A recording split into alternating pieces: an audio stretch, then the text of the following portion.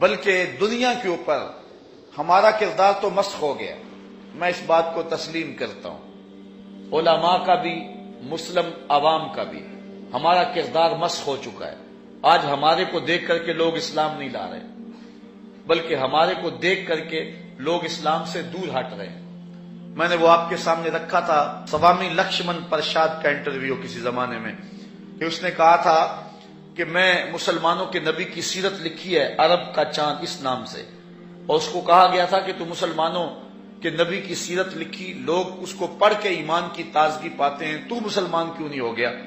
تو اس نے 2 لفظی جواب دیا تھا. اس نے کہا جب میں مسلمانوں کے نبی کی تعلیمات دیکھتا ہوں تو پھر میرا جی چاہتا ہے میں مسلمان ہو جاؤں، لیکن جب ان کے کردار کو دیکھتا ہوں تو میں کہتا ہوں میں ہندو ہی ٹھیک ہوں. ہمارا کردار تو لوگوں کے راستے میں رکاوٹ بنا ہوا ہے، اور یہ یقینی اور طے شدہ بات ہے. آج اگر کوئی دنیا کے اوپر لوگ اسلام لا رہے ہیں وہ ہمارے کردار سے نہیں لا رہے، وہ قرآن مجید کو پڑھنے کے بعد اور صوفیاء کی کتابوں کو پڑھنے کے بعد اسلام لا رہے ہیں. امام غزالی کو پڑھ رہے ہیں، شیخ ابو طالب مکی کو پڑھ رہے ہیں، ان لوگوں کو پڑھ کے وہ اسلام لا رہے ہیں اور قرآن مجید کو ڈائریکٹ پڑھ رہے ہیں، اور اس سے ان کو فیض مل رہا ہے. 9/11 کے واقعہ کے بعد امریکہ کے بک سٹالوں پہ سب سے زیادہ فروخت ہونے والی کتاب قرآن مجید ہے. اب مغرب کے جو ہے وہ بنیاد پرست لوگ ہیں وہ گھبرا گئے کہ اب اس اسلام کی بڑھتی ہوئی طاقت کو روکا نہیں جا سکتا، چونکہ یہ قرآن ہمارے نبی کا زندہ معجزہ ہے. اقبال علیہ رحمہ نے کہا تھا کتاب زندہ قرآن حکیم حکمت او لا یزالستو قدیم.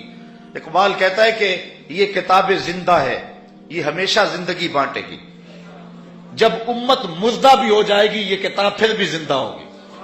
اور آج امت کا حال واقعی ایسا ہے. اگر باتیں تلخ نہ ہوں تو کروں، اگر آپ شکوہ نہ کریں تو 2-4 باتیں میں آپ سے کرنا چاہتا ہوں. آج جو ہماری حالت ہے وہ بڑی ناگفتہ بے ہے. میں آپ سے ایک سوال پوچھنا چاہتا ہوں کہ ہم پاکستان اور انڈیا کے اس میچ ہار گئے. بڑا دکھ ہوا، مجھے بھی ہوا، آپ کو بھی ہوا. ایک پاکستانی ہونے کی حیثیت سے جو ہے وہ ہمیں دکھ ہونا چاہیے تھا. انڈیا ہمارا ازلی دشمن ہے اور وہ بدبخت ہے اور ہمیشہ ہمیں نقصان پہنچانے کے لیے اس نے ہمیشہ کوشش کی. لہذا اس کی جیت بھی ہمارے لیے تکلیف کا باعث ہے اور پاکستان کی ہار بھی ہمارے لیے جو ہے وہ باعث اذیت ہے. لیکن ایک کھیل کو کھیل کی حد تک ہی رہنا چاہیے. لیکن ہم لوگوں نے جو کچھ کیا اس سے تو لگتا تھا یہ بڑی زندہ قوم ہے. لوگوں نے اینٹیں مار کے کیا فیصل آباد میں، اخبارات آپ نے دیکھے. کچھ لوگوں نے جو ہے وہ خودکشی کی کوشش کی، کچھ لوگوں نے جو ہے وہ دیواروں سے ٹکرے ماری، سکرینیں توڑ دیں، اور 6 سے 7 تک لوگ جو ہیں وہ ہارٹ اٹیک سے جو ہیں وہ مر گئے،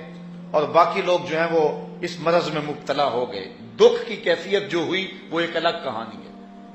میں کہتا ہوں یہ بڑی غیرت مندی کا مظاہرہ کیا گیا ہے اور بڑے جوش و غضب کی کہانی ہے جو میری قوم نے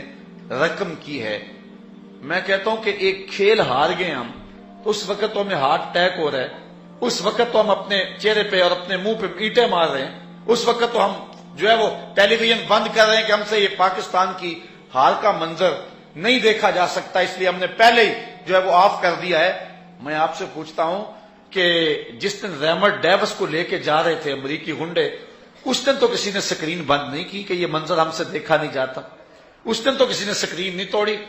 پاکستان میچ ہار گیا تو اپنے آپ کو اینٹیں مار رہے اور ہارٹ اٹیک ہو رہے لوگوں کو. جب کتاب رحمت قرآن مجید کو آگ لگا دی گئی تھی اس دن تو کسی ایک کو بھی ہارٹ اٹیک نہیں ہوا، اس دن تو کوئی ایک شخص بھی جو ہے وہ اس کی زندگی زیر و زبر نہیں ہوئی ہے. تو مجھے بتاؤ کہ اگر ہمارے اوپر عذاب مسلط ہیں تو کیا ایسا نہیں ہے کہ ہم طاؤس و رباب کو اولیت دے چکے ہیں اور شمشیر و سنان کی زندگی جو ہے اس کو خیر آباد کہہ چکے ہیں، اور ہم ایک کھیل کو اتنا آگے بڑھا دیا کہ وہاں اپنی جان جیسی متاع عزیز بھی وار رہے ہیں، اور کتاب رحمت قرآن مجید کو آگ لگائی دی گئی. پورے جہان کو آگ لگ جانی چاہیے تھی، لیکن جو ہے وہ چین سے لے کر مراکش تک اور پوری دنیا کے اوپر جتنے بھی مسلمان بستے ہیں یہ چند مذہبی ذہن اور سوچ رکھنے والے لوگ سڑکوں پہ آئے ہیں، باقی لوگ اپنی عافیت قدوں میں تھے. کیا قرآن کا ان کے ساتھ ربط نہیں ہے؟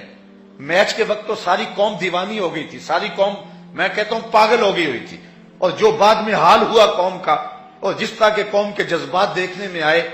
وہ تمہارے جذبات جو ہے کتاب رحمت قرآن مجید کو جب آتش زدہ کیا گیا تھا، اس وقت تمہارے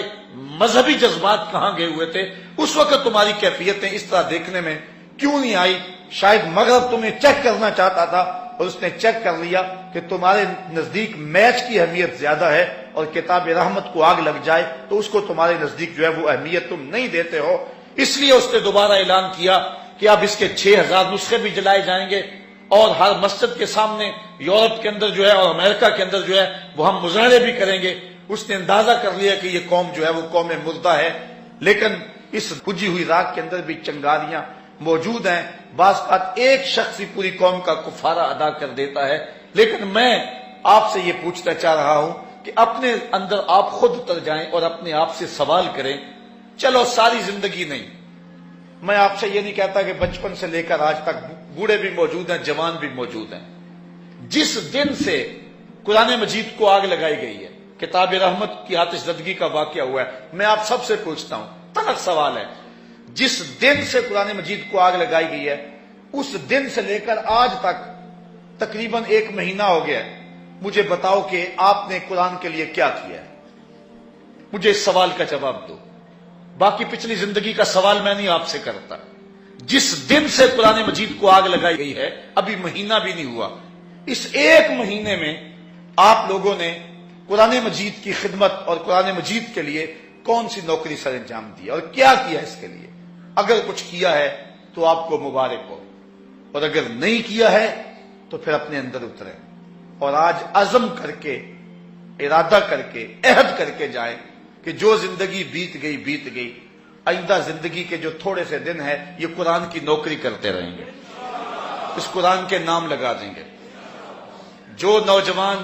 کمپیوٹر جانتے ہیں وہ صبح و شام جو ہیں وہ قرآن مجید کی عظمت کے موضوع پر اور قرآن مجید کی تعلیمات کو جو ہے وہ مختلف، اگر آپ ذاتی ویب سائٹ بنا سکتے ہیں تو بنا کر جو ہے وہ دنیا کے آگے پہنچائیں، نہیں تو یوٹیوب کے اندر ڈالتے چلے جائیں، ایک طوفان بپا کر دیں۔ اس وقت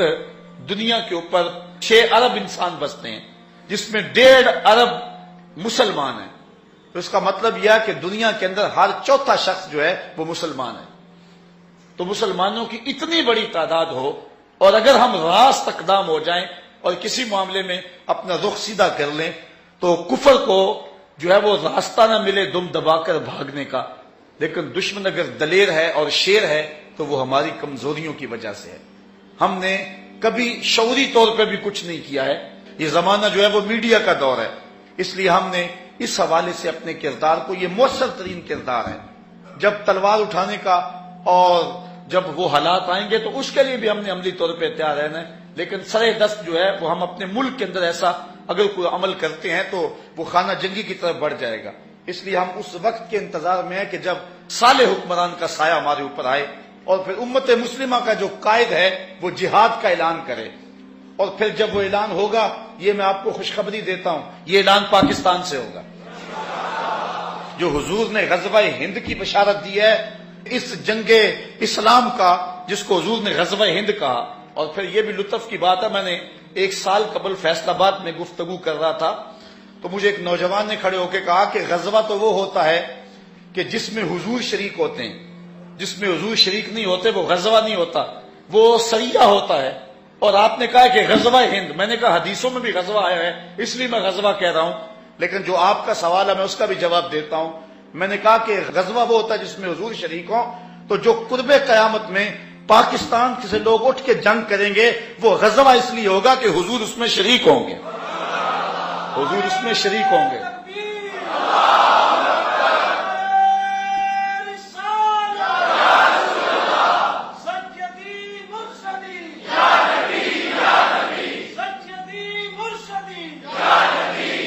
پاکستان کی روحانی ڈائری دیکھیں،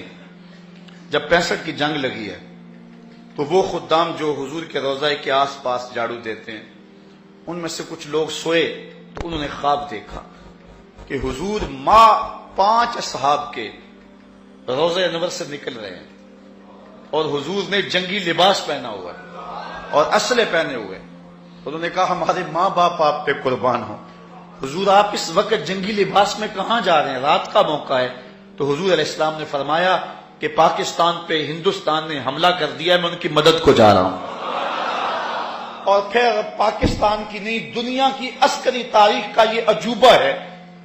کہ صرف 30 سیکنڈ کے اندر ہم نے انڈیا کے 3 جہاز گرائے تھے، 3 منٹوں میں نہیں، صرف 30 سیکنڈ کے اندر، آدھے منٹ میں ہم نے انڈیا کے 3 جہاز مار گرائے تھے۔ مجھے بتاؤ کہ یہ کسی جدید ٹیکنالوجی کا کمال تھا یا محمد عربی کی تائید کا کمال تھا؟ یہ پاکستان کی تاریخ ہے، یہ پاکستان کی روحانی ڈائری ہے۔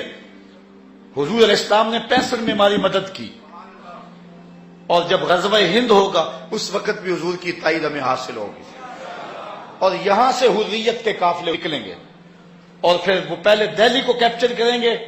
اس کے بعد جو ہے وہ جو دوسرا گروہ ہے جو مسلمانوں کے ساتھ ہندوستان کے لوگوں کے ساتھ ملے گا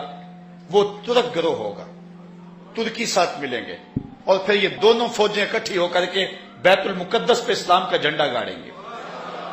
اور پھر وہ وقت آئے گا کہ کافر چھپنے کے لیے جگہ تلاش کریں گے تو انہیں جگہ ہی نہیں ملے گی۔ آج تو ہم رسوا ہو رہے ہیں نا، پھر وہ وقت بھی آئے گا کہ جھنڈا ہمارے ہاتھ میں ہوگا،